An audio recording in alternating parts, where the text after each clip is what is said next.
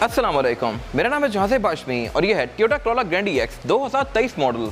ये Toyota Corolla की 11th generation है जो कि वर्ल्ड वाइड 2014-15 में लॉन्च की गई थी और पाकिस्तान में भी गाड़ी तब से ही आ रही है, लेकिन ये गाड़ी पाकिस्तान में अभी तक आ रही है। वर्ल्ड वाइड इस गाड़ी की नेक्स्ट जनरेशन भी आ गई है, लेकिन पाकिस्तान में ही कंटिन्यू की गई है और इस गाड़ी को एक बार फेसलिफ्ट किया गया था 2017 में। 2021 में इसकी लुक को थोड़ा रिफ्रेश किया गया, इसके बम्पर वगैरह थोड़े चेंज कर दिए गए और इसमें ग्रैंडी के साथ एक्स का बैच ऐड कर दिया गया और 2021 में GLI और XLI डिसकंटिन्यू कर दी गई। अब सिर्फ ये गाड़ी 1618 सीसी इंजन के साथ आती है।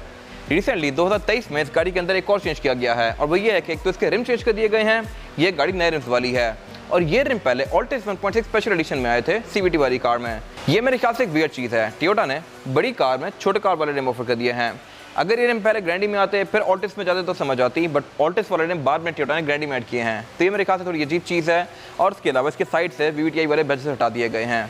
ये कुछ डिफरेंसेस हैं और ये गाड़ी 23 मॉडल है। खैर, अब ग्रैंडी में टोटल 2 इंटीरियर आते हैं, बेज इंटीरियर और ब्लैक इंटीरियर। ये specific car top of the line variant है, यानी कि इसमें ब्लैक इंटीरियर आता है जो कि आप कुछ पैसे एक्स्ट्रा पे करके लेते हैं।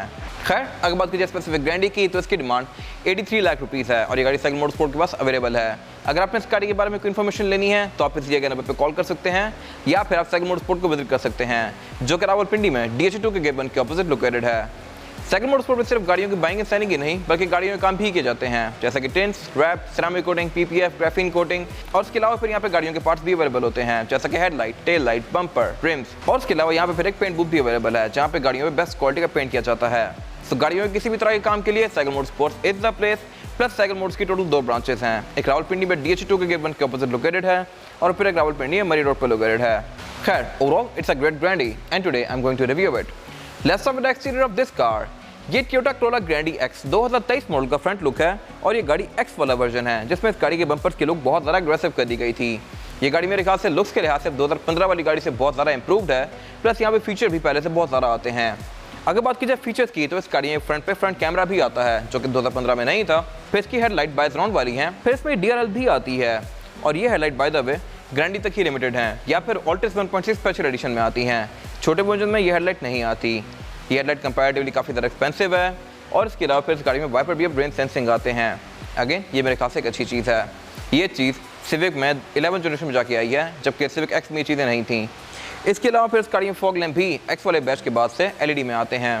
फिर इसके साथ ये बॉडी किट सेट कर दी गई हैं जो कि इसकी लुक को अच्छा बना रही हैं और इसके अलावा इसके फ्रंट पे काफ़ी बड़ा ग्लॉस ब्लैक वाला एरिया आ गया है जो कि इस गाड़ी को बाकी टोयोटा वाली कार जैसी लुक देता है। फिर इसके नीचे काफ़ी बड़ी क्रोम की फ्रिल कंटिन्यू की गई है। इसके अलावा यहाँ पे कुछ खास है नहीं। इसके बाद अगर बात की जाए इस गाड़ी की साइड प्रोफाइल की तो ये पूरी कार की तरह काफ़ी डिसेंट सी है। यहाँ पे कट लाइन्स कंटिन्यू करती हैं, लेकिन ये बहुत ज़्यादा शार्प नहीं है। और उसके अलावा स्पेसिफिक ग्रैंडी में यानी 2023 मॉडल वाली ग्रैंडी में एक चीज़ डिफरेंट है और वो ये है कि इस गाड़ी से डुअल VVTi वाला बैच निकाल दिया गया है। टोयोटा हर वर्जन में कुछ ना कुछ चीज़ें निकालता जा रहा है। अगर हम फॉर्च्यूनर GR स्पोर्ट की बात करें तो उसमें एम्बिएंट लाइटिंग निकाल दी गई है जो कि लेजेंडर में आती है। अगर हम रीवो की बात करें तो उसमें भी कुछ चीज़ें स्ट्रिप डाउन है and same goes for this car. 2023 में यहाँ से बैच निकाल लिया गया है। आई डोंट नो व्हाई, हालांकि टेक्नोलॉजी सेम ही है। खैर, ये वाला फ्रंट रब इसका बिल्कुल ब्लैंक है। बाकी इसमें लाइट सी लाइन्स कंटिन्यू करती हैं और 2017 के बाद से ग्रैंडी में साइड स्कर्ट्स भी आ रही हैं जो कि मेरे ख्याल से एक अच्छी चीज़ है। 2015 से 17 तक ये नहीं आई थी। फिर इसके अलावा यहाँ पे एक और जो मेजर चेंज है वो इस गाड़ी का लॉय रिम्स का है। ये alloy rim Altis 1.6 special edition CVT में आए थे 2022 में, जो कि रिसेंटली अब इस गाड़ी में भी कंटिन्यू कर लिए गए हैं।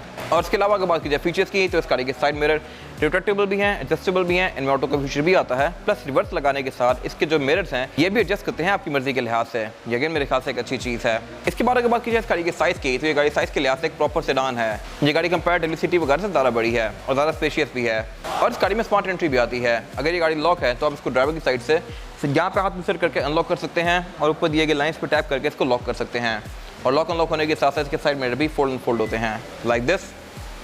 इसके अलावा इस गाड़ी में सनरूफ भी आती है जो कि मैं आगे कवर करूंगा इंटीरियर में जाके। अगर बात कीजिए रेयर एंड की तो यहाँ पे भी वही कट लाइन्स कंटिन्यू करती हैं टेल लाइट्स तक। और इसके अलावा ये गाड़ी क्योंकि ग्रैंडी है तो इसमें डोर हैंडल्स के अंदर क्रोम आता है, ये क्रोम ऑल्टिस वगैरह के अंदर नहीं आता। इसके अलावा इस गाड़ी के डोर्स भी काफ़ी मैसिव हैं क्योंकि ये गाड़ी फुल साइज सेडान है और इसके अलावा कैपेसिटी के लिहाज से ये गाड़ी सिविक से थोड़ी ज़्यादा स्पेशियस होती है।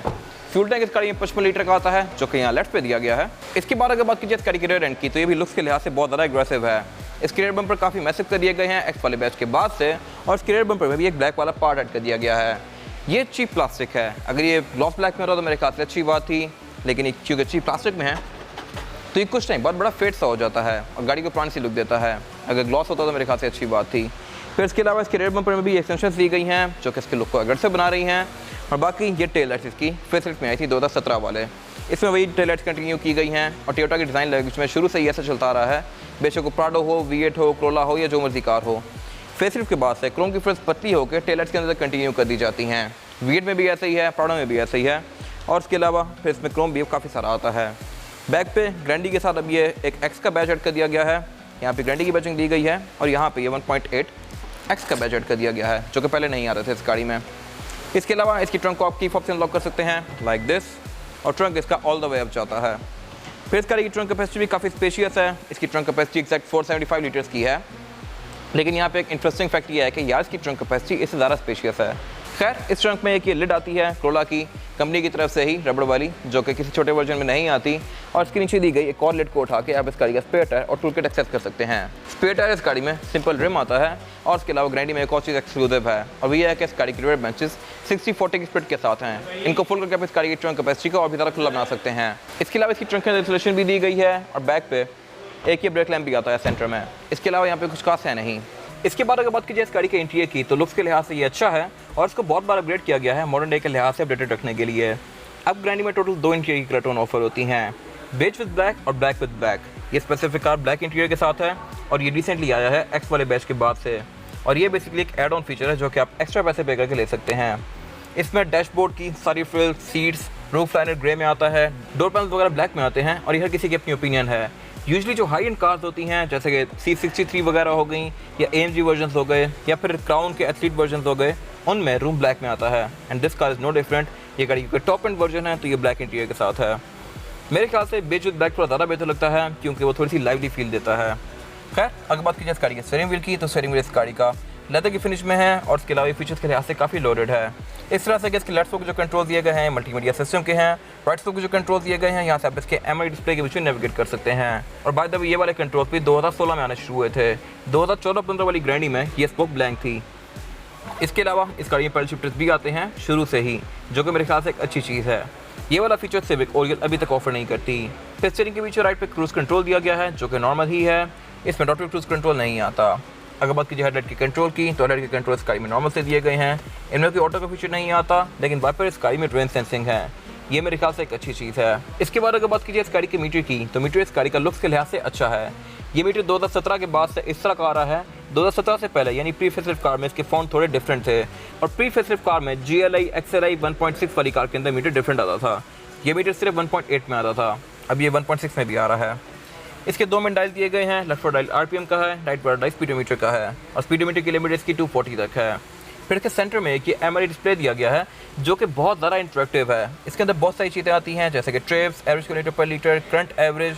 फिर यहाँ से आप इसके यूनिट चेंज कर सकते हैं जैसे कि किलोमीटर पर लीटर या फिर लीटर पर 100 किलोमीटर। इसी तरह यहाँ पे और भी बहुत सारी चीज़ें दी गई हैं जो कि पहले नहीं आती थी। 2014-15 वाली ग्रैंडी का MLE डिस्प्ले पिक्सेलेटेड था, ये स्क्रीन उससे बहुत बेहतर है। ये स्क्रीन है भी 4.2 इंचेस की।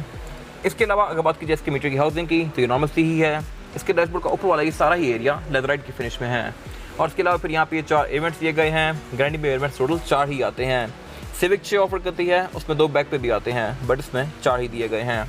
और उसके अलावा फिर सेंटर में इसके स्क्रीन दी गई है जो कि साइज़ के लिहाज से काफ़ी मैसिव है। ये गाड़ी क्योंकि फेसलिफ्टेड है तो इसका डैशबोर्ड भी डिज़ाइन के लिहाज से 2015-16 वाली ग्रैंडी से थोड़ा सा बेहतर है।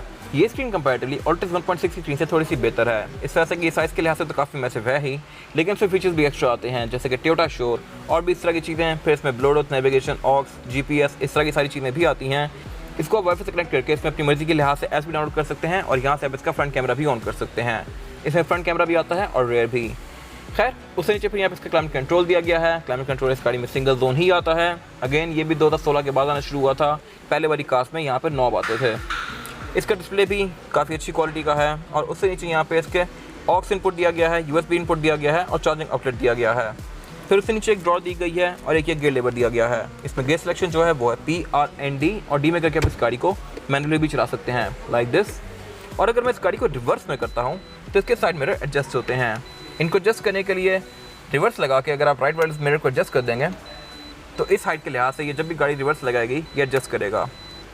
फिर उससे पीछे यहाँ पे इसकी हैंड ब्रेक दी गई है। ग्रैंडी में हैंड ब्रेक 2023 में भी ट्रेडिशनल आती है, ये मेरे ख्याल से एक वियर्ड चीज़ है। और उसके बाद यहाँ पे एक स्पोर्ट मोड दिया गया है, एक ब्लैंक स्विच दिया गया है, 2 कप होल्डर्स दिए गए हैं और एक सेंटर कंसोल दिया गया है। सेंटर कंसोल इस गाड़ी का लेदर की फिनिश में ही है और ये भी ब्लैक में है। इसकी कैपेसिटी भी काफ़ी स्पेशियस है, यहाँ पर आप अपना परफ्यूम वॉलेट वगैरह रख सकते हैं और इसके ऊपर फिर एक और ट्रे भी दी गई है जहाँ पर आप अपने कोई कार्ड वगैरह रख सकते हैं। इसके बाद अगर बात कीजिए इस गाड़ी की सीट्स की, तो सीट इस गाड़ी की पूरी लेदर की फिनिश में है और इसमें काफ़ी टेक्निकल सिचुएशन कंटिन्यू करती है जैसे कि रिव्यू वगैरह में आती है। इसके अलावा इसमें ड्राइवर की सीट्स 2 वे एडजस्टेबल है, आप इसको आगे पीछे तो कर सकते हैं लेकिन ऊपर नीचे भी कर सकते हैं। इसमें ऑटोमेटिक भी आता है।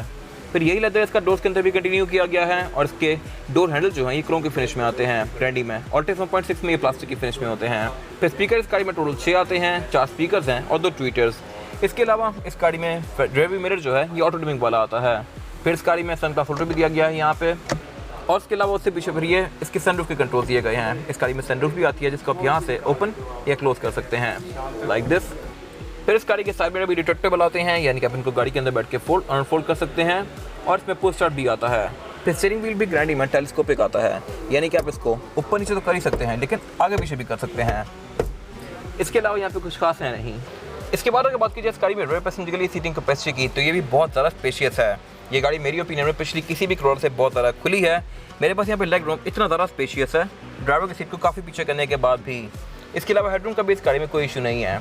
थोड़ा कंपैरेटिवली सिविक से बहुत ज़्यादा स्पेशियस होती है, प्लस इसमें फ्लोर बेड भी फ्लैट आता है। सिविक में यहाँ पे एक खांप आता है, यहाँ पे 3 लोग आसानी से बैठ सकते हैं, लेकिन फीचर्स कंपैरेटिवली यहाँ पे थोड़े से कम दिए गए हैं एज़ कम्पेयर टू सिविक। इस तरह से कि यहाँ पे एयर वेंट्स नहीं आते, लेकिन कुछ चीज़ें यहाँ पे अच्छी भी हैं। इस तरह से कि इसमें रेयर पे चार्जिंग आउटलेट दिया गया है रेयर पैसेंजर्स के लिए और उसके अलावा फिर सेंटर में एक सेंटर कंसोल भी आता है जिसको निकाल के आप इसमें से 2 कप होल्डर एक्सेस कर सकते हैं। इसके अलावा फिर बैक पे इसमें 2 कैबिन लाइट्स भी आती हैं। तो इस गाड़ी में कलेक्टिवली 7 कैबिन लाइट्स आती हैं, 2 ये दी गई हैं, एक सेंटर में दी गई है, 2 फ्रंट पे हैं और फिर 2 वैनिटी मिरर्स के अंदर हैं। तो कैबिन लाइट्स के लिहाज से इस गाड़ी में कोई कमी नहीं छोड़ी गई।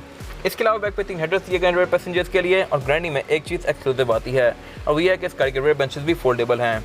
ये 60-40 स्प्लिट के साथ हैं जिनको आप सीट के साइड पे दिए गए लेवर से इस तरह से अनलॉक करके इसकी ट्रंक को कैबिन के अंदर से एक्सेस कर सकते हैं।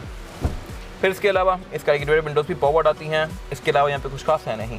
इसके बाद अगर बात कीजिए इस गाड़ी के इंजन की, तो इंजन ग्रैंडी में 2ZRFE आता है जो कि 18 सीसी इंजन है और इनलाइन 4 सिलेंडर है। ये गाड़ी 138 हॉर्स पावर प्रोड्यूस करती है और ट्रांसमिशन इस गाड़ी के साथ CVT आती है। ये दोनों चीज़ें मिलकर इस गाड़ी की परफॉर्मेंस और फ्यूल एफिशिएंसी दोनों को ही काफ़ी अच्छा बनाती है। अगर बात कीजिए एवरेज की, तो ये गाड़ी आपको 10-11 तक की एवरेज बहुत आराम से दे सकती है। अगर आप इसको लाइट फुट पर चलाएं तो ये गाड़ी आपको 12-13 तक की एवरेज भी दे सकती है, जो कि मेरे ख्याल से बहुत अच्छी है इस बॉडी साइज़ की कार के लिहाज से। और इसके अलावा ये गाड़ी परफॉर्मेंस के लिहाज से भी बहुत तेज़ है। ये गाड़ी बहुत आसानी से सिविक ओरियो को बीट कर सकती है, ये इंजन उससे ज़्यादा तेज़ है। इसके अलावा फिर इस गाड़ी में ट्रांसमिशन CVT है जो कि ऑल्टेस 1.6 में रिसेंटली ही दी गई है। बाकी इस गाड़ी में ABS, traction control, driving modes, electronic power steering, इस तरह की सारी चीज़ें आती हैं जो कि इस कैट को अच्छा बनाती हैं। फिर इसके बोनेट के अंदर इंसुलेशन भी दी गई है और बोनेट इस गाड़ी का स्टैंड से ओपन होता है। इसके अलावा यहाँ पर कुछ खास है नहीं। इसके बाद अगर बात कीजिए इस गाड़ी के टायर साइज़ की, तो टायर साइज़ जो होता है ग्रैंडी 2023 में वो है 205, 55 और 16। इसमें 16 इंच का रिम दिया गया है जो कि 2017 के बाद से आना शुरू हुआ था, लेकिन रिसेंट इसका डिज़ाइन चेंज कर दिया गया है। ये डिज़ाइन पहले बेसिकली ऑल्टेस 1.6 स्पेशल एडिशन CVT में आया था और अब इस गाड़ी में ग्रैंडी भी कंटिन्यू कर लिया गया है। तो ये मेरे ख्याल से थोड़ा सा वियर्ड है। अगर पहले ग्रैंडी में आता फिर 1.6 में जाता तो समझ आती, लेकिन छोटी गाड़ी का रिम बाद में बड़ी गाड़ी में दिया गया है। इसके अलावा इसका डिज़ाइन हर किसी की अपनी ओपिनियन है। मेरे ख्याल से पहले वाला डिज़ाइन थोड़ा बेहतर था, ये थोड़ा सा कन्फ्यूजिंग सा डिज़ाइन है। और इसके अलावा ये रिम डुअल कॉम्बिनेशन में है, एल्यूमिनियम और ग्लास ब्लैक की फिनिश के। फिर टायर ग्रैंडी में योकोहामा का एडवान आता है जो कि अच्छा टायर है और आपको 50-60 हज़ार किलोमीटर तक की बहुत अच्छी राइड प्रोवाइड करेगा। फिर इसके अलावा इस गाड़ी में ऑल व्हील डिस्क ब्रेक आती है, यानी कि फ्रंट पे और बैक पे चारों पे ही डिस्क ब्रेक दी गई है, जो कि मेरे ख्याल से एक अच्छी चीज़ है। और फिर इस गाड़ी में ABS भी आती है और ट्रैक्शन कंट्रोल भी आता है, जो कि इस राइड को अच्छा बनाता है। ये था आज का रिव्यू। अगर आपको ये रिव्यू पसंद आया तो इस रिव्यू को लाइक कीजिए, मेरे चैनल को सब्सक्राइब कीजिए और अगर आपके पास गाड़ी से रिलेटेड कोई भी राय है तो कमेंट सेक्शन में शेयर जरूर कीजिएगा, ताकि वो लोग जो ये गाड़ी लेने वाले हैं वो आपकी राय से फ़ायदा उठा सकें। अपना ख्याल रखिएगा। Thank you.